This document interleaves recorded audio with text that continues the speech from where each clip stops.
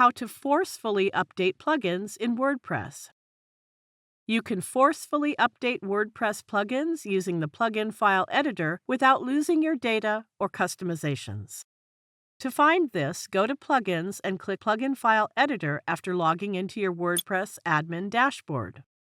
This is a PHP file. Plugins are commonly coded in PHP. It shows the name of the plugin here and also the version of this plugin.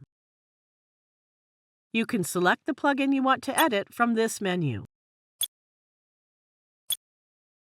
This PHP file has been changed. Now this shows the details of the selected plugin. You need to change the current version and update the file. Click anywhere on this version line and change it to a lower version. And then scroll down and click the Update File button. It shows the success message. We have lowered the version of our plugin, and now let's check whether an update is available. Go to Installed Plugins and find the plugin in the list. See, the update is available now. Click the Update Now button. That's it. We have forcefully updated one of our installed plugins using the plugin file editor. We can update any of the installed plugins without losing data. I hope you find this tutorial helpful.